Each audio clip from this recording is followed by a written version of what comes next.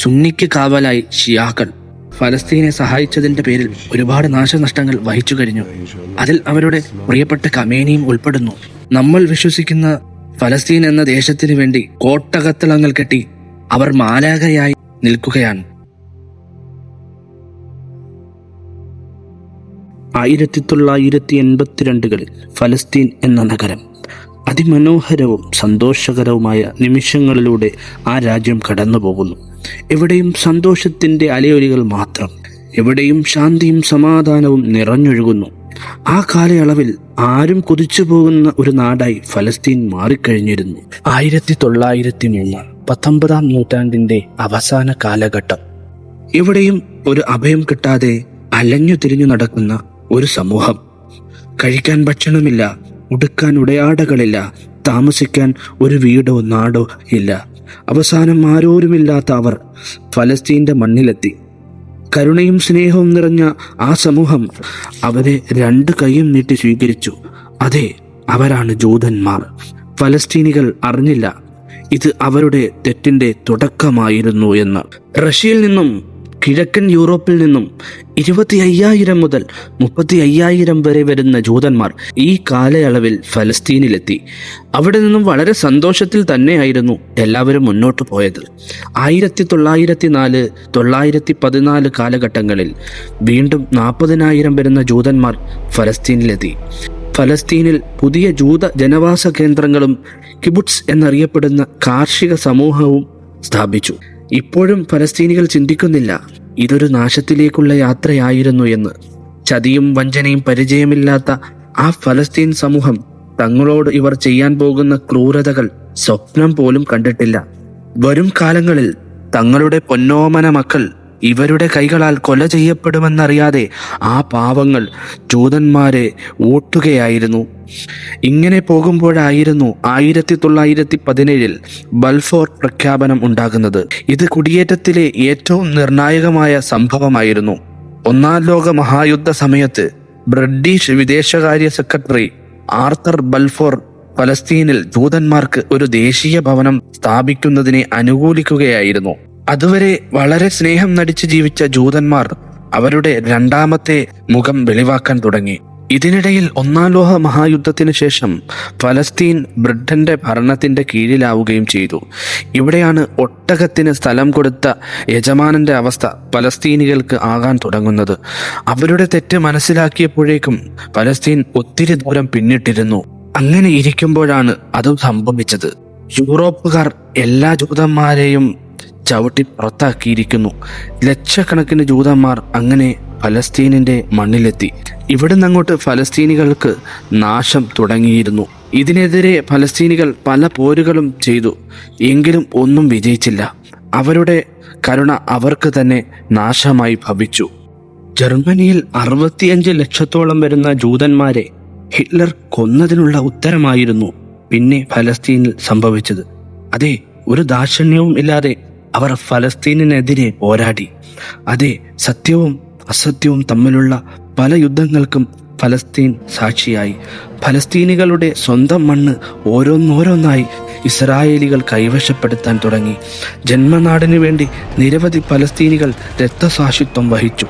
ഇതിനിടയിൽ ഒരുപാട് ഫലസ്തീനികൾ പല രാജ്യങ്ങളിലേക്കും കുടിയേറി.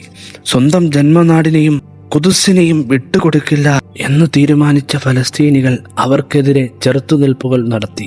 പിന്നീട് അങ്ങോട്ട് അരങ്ങേറിയത് കരളില്ലാത്തവൻ പോലും കരഞ്ഞു പോകുന്ന, ആരെയും കരളലിയിക്കുന്ന കാഴ്ചകൾ. 1948 ഇസ്രായേൽ രൂപീകരണ സമയത്ത് സ്വന്തം നാട് ആർക്കും വിട്ടുകൊടുക്കാൻ പറ്റില്ല എന്ന് പറഞ്ഞതിന്റെ പേരിൽ 15,000-ഓളം വരുന്ന പാവം ഫലസ്തീനികൾ കൊല ചെയ്യപ്പെട്ടു. 7 ലക്ഷത്തിലധികം ആളുകൾ ആട്ടി ഓട്ടിക്കപ്പെടുകയും പിന്നീട് കാണാതാവുകയും ചെയ്തു. ഈ സംഘർഷത്തിനെ നഖ്ബ എന്നറിയപ്പെടുന്നു.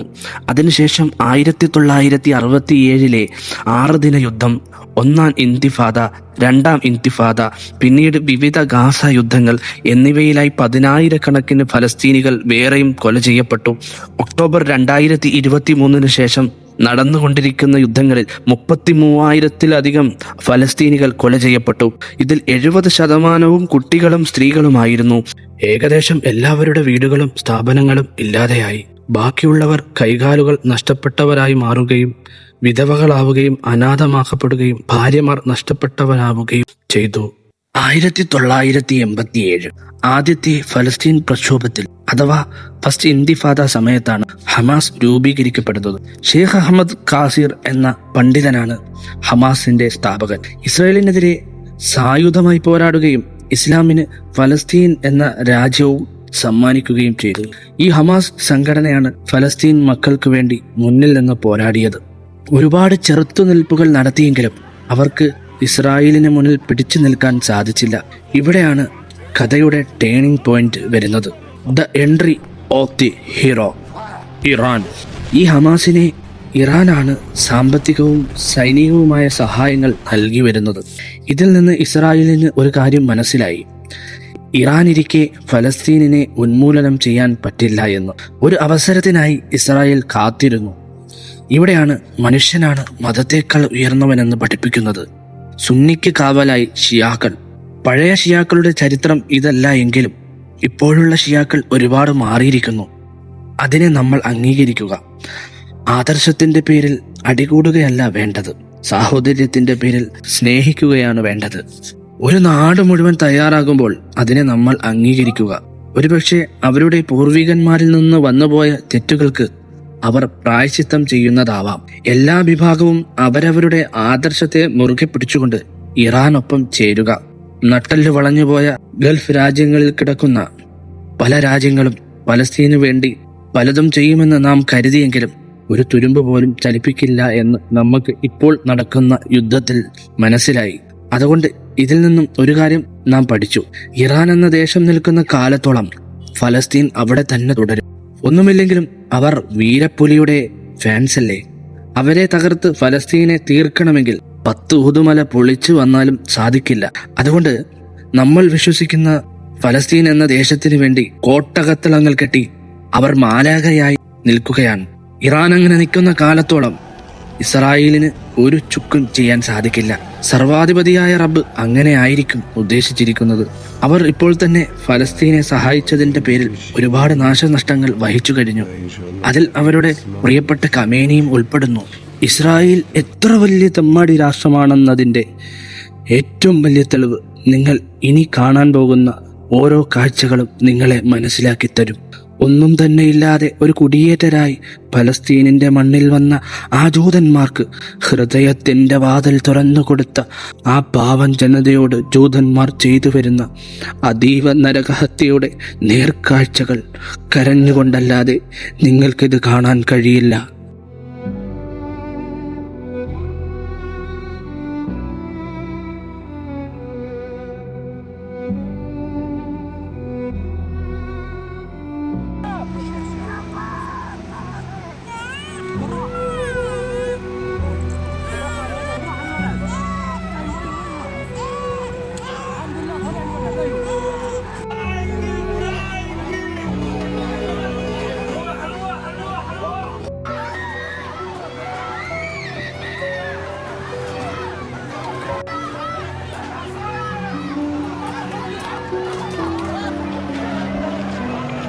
This little boy was pulled out alive, his face blackened.